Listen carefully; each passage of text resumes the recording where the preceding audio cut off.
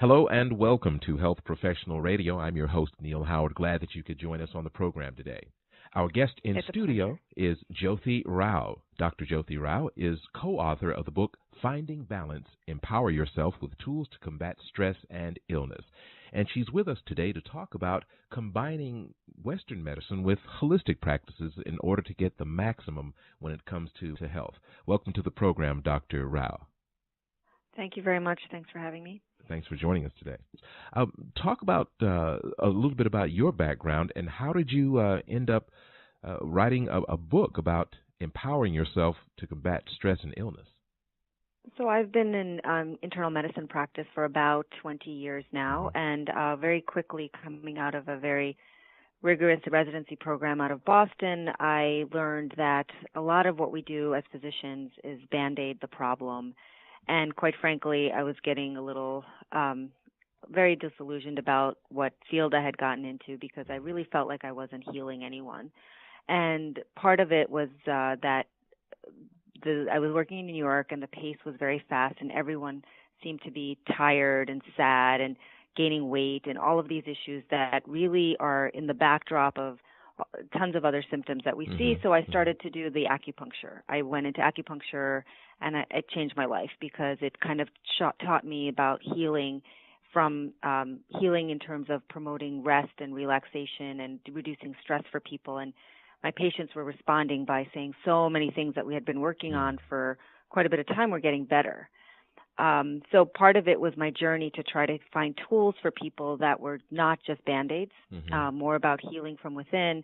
And through the last 17 years or so, I've kind of evolved into this realm of functional medicine, which is looking at how the body's breaking down and not functioning properly as opposed to the illness or symptom someone comes in.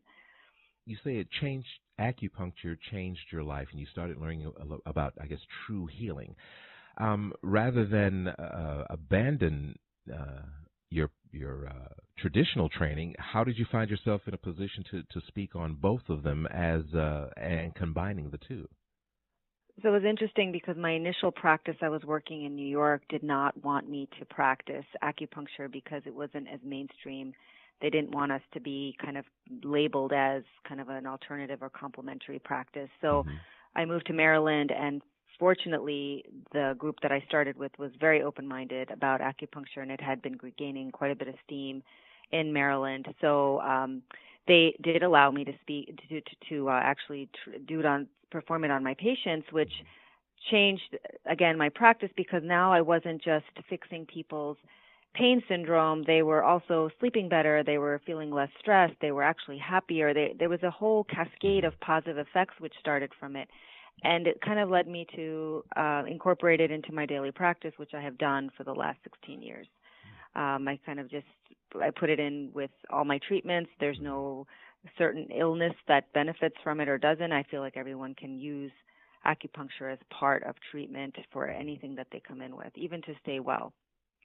Have you found yourself in a position to use acupuncture, say, in conjunction with some prescription medications, or? Oh, absolutely. Oh, okay. So specifically when talking about pain. Yes, absolutely. I use a whole realm of interventions, and prescription medicines are still something I use regularly. But acupuncture actually deals with, instead of, it allows me to use less medicine, which causes less side effects for people. But in certain pain syndromes like fibromyalgia and rheumatoid arthritis and other pain syndromes that are very difficult sometimes to manage with traditional medications, acupuncture offers a great deal of benefit in terms of giving people some relief, not only with pain, but helping them sleep and giving them more energy and all sorts of other things, so we can reduce the other medicines that sometimes are giving them other side effects that, they have to stay on because it's giving them some pain relief. I don't prescribe a lot of opiates because of all the narcotic problems and all the side effects that it has. So I use, in severe pain syndromes, acupuncture has been very helpful to get people to not require those high-level medications. So I use it kind of as an adjunct, but my practice, I also use herbs and supplements to kind of complement everything else that we're doing for them. You mentioned herbs and supplements. What is something that you can share with our audience as far as, I guess, restructuring their diet or getting a structured diet in the first place when it comes to different maladies? Is that something that you address in your practice? Yeah, so primarily what we try to do is change people's diet because I believe 80% of the problem is in our diet because the gut is such a fundamental focus for so many uh, the start of so many illnesses. So that's one of the reasons that Monica, Dr. Agarwal, and I have written this book because we were so passionate about trying to find a common theme for cardiology versus internal medicine. She's a cardiologist, I'm an internist. But a lot of the disease starts in the gut. And so when we are able to change people's diet, the addition of high value nutrients, but also taking away foods that are inflammatory for people can make dramatic changes in their health, but also decrease their needs for certain medications that can then cause them other side effects and illnesses. So yes, primarily we start with diet for most people that walk in the door. Now, your book, it does talk about empowering yourself with tools to combat stress as well as illness. Is diet an essential component when it comes to reducing stress in addition to, I guess, laying off some of the more inflammatory foods? Yeah, so our fundamental principle is that the stress cascade, which can lead to something called fight or flight response, it basically makes our adrenaline pump higher, our blood pressure go up, our heart rate go up, and also elevates our cortisol, which is our stress hormone. That in chronic elevation can cause multiple side effects in the sense that cause multiple breakdowns of different systems in the body that can lead to multiple medical problems. So yes, people can walk in with high blood pressure, but it probably was a result of some sort of stressor for the body, whether that was a traumatic mental stressor, physical stressor, emotional stressor, whatever that stressor was. But over years, it can present in different ways for different people. So we do focus a lot on stress reduction. And yes, gut and the brain has been linked mostly because of we have all the bacteria in our gut that form all these nutrients and process our foods in different ways and actually communicate to our brain by raising certain transmitters that help us feel happy or sad or pain. So yes, we work on the gut so that we can affect the gut bugs, which then affect many, many, many parts of things that go on in our body. Now, in your book, Finding Balance, Empower Yourself with Tools to Combat Stress and Illness, the book clears up some myths, some of these myths being very common. For instance, I grew up knowing beyond any shadow of a doubt that drinking milk was going to help my bones. Is that something that is a fact, or is it maybe a suggestion? And some other things as well. What are some of the misconceptions, maybe a couple good ones that your book dispels, some of those myths? Yeah, so there's been a lot of data coming out on cow's milk and dairy in general, which are basically from cow's milk, that in cheese and in yogurts and somewhat less in yogurts, but in cheese and in milk itself can be quite inflammatory, causing inflammation for several, most people that drink it or consume it because it affects the gut bugs, the bacteria, but it also can cause things like a leaky gut for patients, as well as the sugars in there can be inflammatory for patients.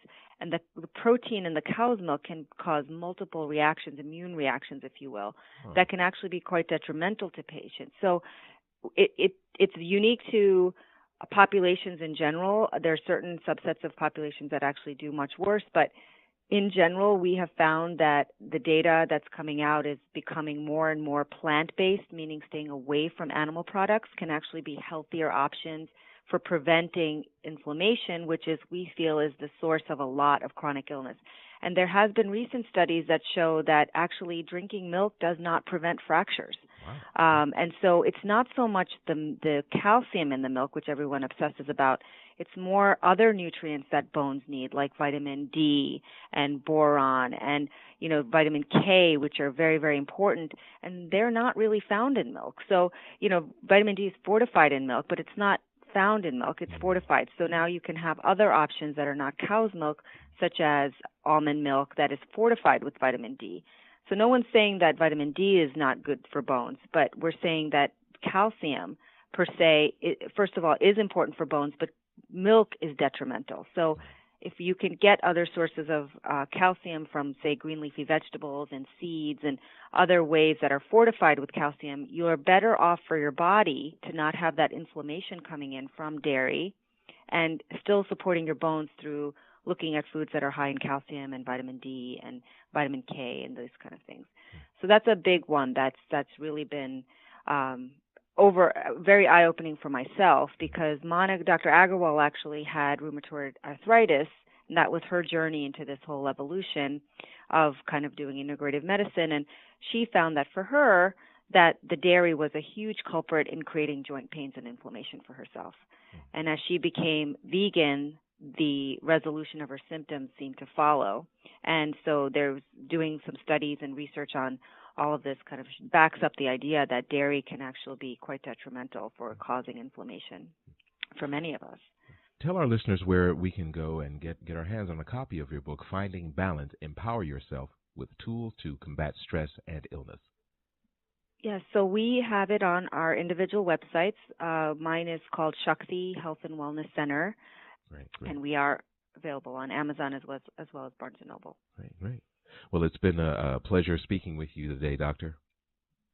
Thank you very much. Thank you. Transcripts and audio of this program are available at healthprofessionalradio.com.au and also at hpr.fm, and you can subscribe to this podcast on iTunes.